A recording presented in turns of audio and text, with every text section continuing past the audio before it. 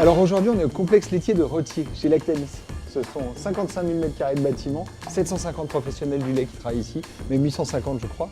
Et pour s'occuper de la maintenance d'un tel lieu, il faut forcément qu'il y ait une personne qui gère des équipes. Et pour ça, on va rencontrer Nicolas qui va nous parler de son métier. Suivez-moi.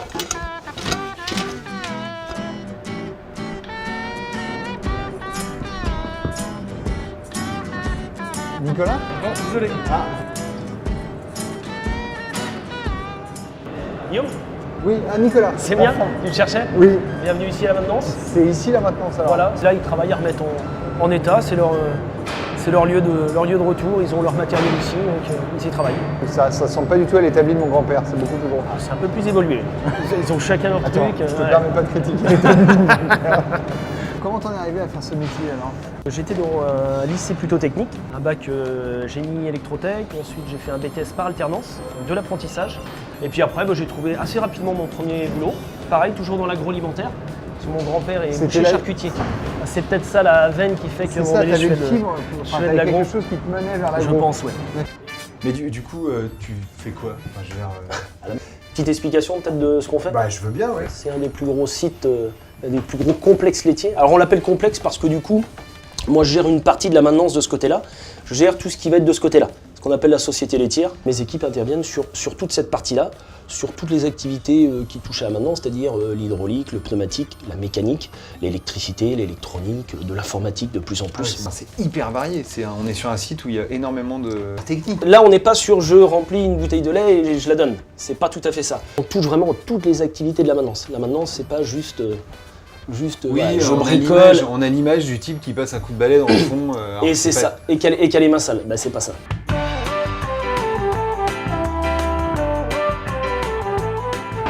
Jawad est là en apprentissage, typiquement. Donc il fait le même cursus que ce que j'ai fait. D'accord. 15 jours, c'est ça.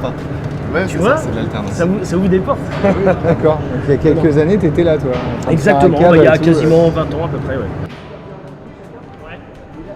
J'ai l'impression que tu as une vraie relation avec les gens avec lesquels tu travailles ici. Bah, c'est un truc qui est super important, du coup moi je les recrute ici.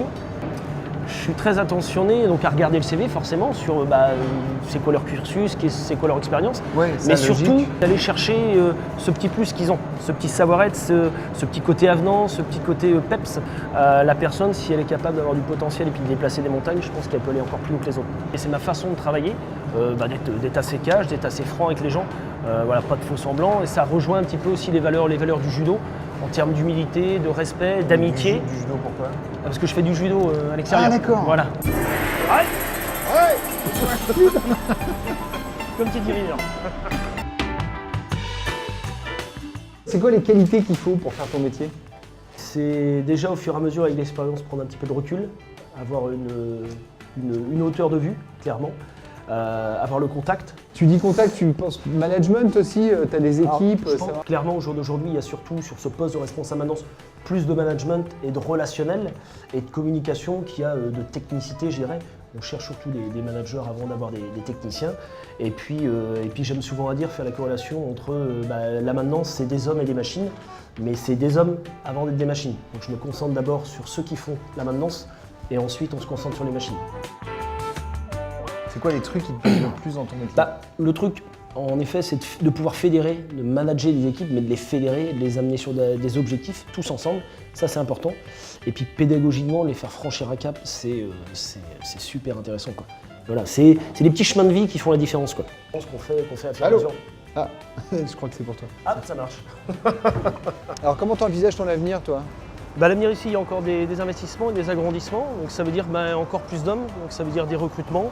Ça veut dire de la formation, ça veut dire de l'organisation différente pour pouvoir mener à terme une organisation qui tienne la route au niveau de la maintenance. Donc voilà, il y a encore pas mal de boulot. choses à faire. Ouais. C'est D'accord. un métier qui est assez porteur de toute façon.